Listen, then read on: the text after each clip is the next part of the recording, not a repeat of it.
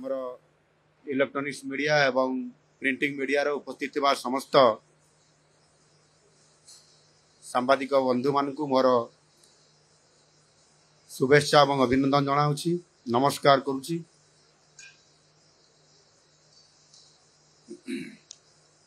ये उपस्थित थिबा आ ये कार्यक्रम को सफल कराइबारे मुख्य भूमिका नहीं आमर ओडिशा सरकारंकर माननीय उपमुख्यमंत्री श्रीयुक्त कनकवर्धन सिंहदेव महोदय, माननीय उपमुख्यमंत्री श्रीमती प्रभाती परिडा महोदया एवं शिल्प विभाग ये कार्यक्रम को संपूर्ण भाव में आरंभ शेष पर्यंत नेतृत्व नहीं सुपरिचालना कराइबारे समस्त सहित कोऑर्डिनेशन करके कार्यक्रम सफल कर भूमिका नहीं आमर शिल्प मंत्री संपत चंद्र स्वाई महोदय एवं उपस्थित अन्य समस्त आमर सरकार अधिकारी वृंद।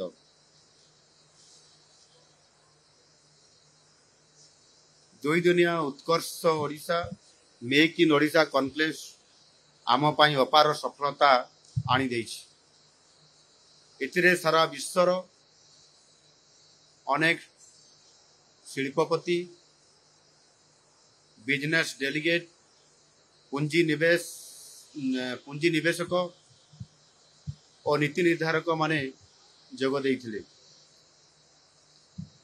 एही सम्मेलन रे समुदाय 145 टी राजीनामा MOU स्वाक्षरित होईछि।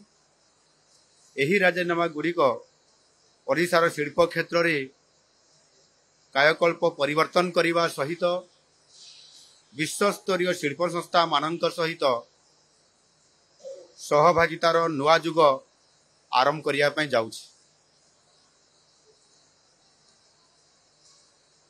एही MOU गुड़िक जरिया समुदाय 12,89,000 कोटी टंकार पुंजी निवेश पाई राजीनामा स्वाक्षरित होईछि। केमिकल्स, पेट्रोकेमिकल्स, टेक्सटाइल, माइनिंग और मेटालर्जी, नवीकरण शक्ति, IT, पर्यटन एवं खाद्य प्रक्रियाकरण परी विभिन्न क्षेत्रु पुंजी निवेशर प्रस्ताव मान आसीअछि। यह द्वारा राज्य में 8.94 लाख रु अधिक नियुक्ति सुजोग सृष्टि होवार संभावना आसीछि। यह सहित सामाजिक और अर्थनैतिक क्षेत्र में व्यापक परिवर्तन आनिबा सहित राज्य में समावेशी अभिवृद्धि इनक्लूसिव ग्रोथ होई पारिबो। आउ सेथिपाई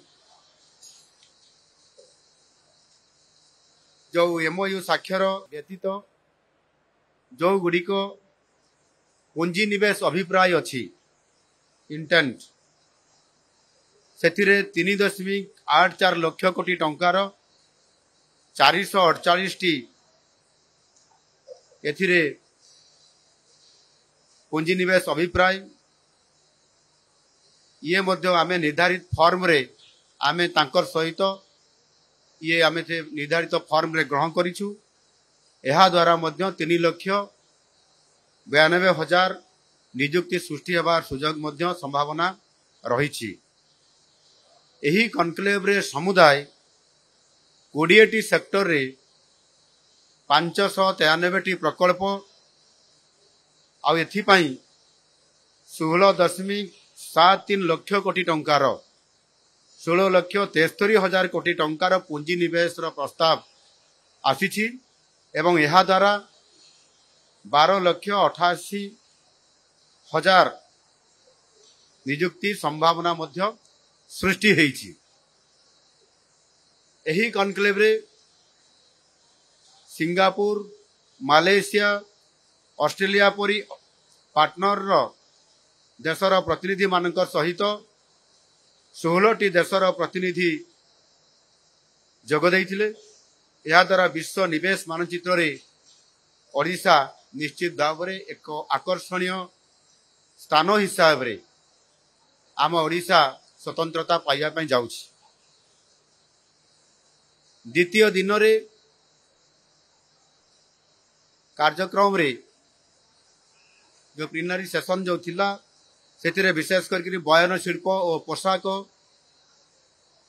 नवीकरणीय शक्ति स्किल इन ओडिशा महिला मानकर उद्योग स्थापन पर्यटन सर्कुलर इकोनॉमी कृषि और खाद्य प्रक्रियाकरण स्वास्थ्य फार्मा और बायोटेक एवं शिल्प भित्तिभूमि आदि विभिन्न क्षेत्रीय शिल्प संपर्क में आलोचना करा जायछि। एही सब क्षेत्र गुड़िकरे पुंजीनिवेश एवं अभिवृद्धि पाई विभिन्न प्रकार रणनीति मध्य सेतिरे संपूर्ण भाव में एवं ताहार प्रस्ताव मान मध्य रखा जाइथिला। आधुनिक और आगामी दिन में शिल्पर आवश्यकता को दृष्टि में रखी आमर वर्क फोर्स को प्रस्तुत करने विभिन्न रणनीति उपरे स्किल इन ओडिशा ये सेशन रो मध्य स्वतंत्रता दिया जाइथिला एवं ता उपरे मध्य आलोचना करा जाइथिला। महिला उद्यमशीलता वोमेन एंटरप्रेन्योरशिप और स्टार्टअप ओडिशा आज संपर्कित पैनल डिस्कशन रे अभिनव और समावेशी इनोवेशन एंड इनक्लूसिविटी चिंताधारा उपरे मध्य विशेष भाव में गुरुत्व आरोप करा जाइथिला। नवीकरणीय शक्ति सर्कुलर इकोनॉमी और ग्रीन टेक्नोलॉजी आदि आलोचना रे चिरंतन विकास सस्टेनेबल डेवलपमेंट पाई ओडिशार प्रतिबद्धता एथिरे प्रतिफलित होइतिला। 2036 सुधा समृद्ध ओडिशा गठन और 2047 सुधा विकसित भारत को ओडिशार गुरुत्वपूर्ण अवदान पाई आमे संपूर्ण भावे प्रतिबद्धतार सह काम करूछु और आगामी दिन में निरंतर भाव में ये काम आमे लागी रहिबु।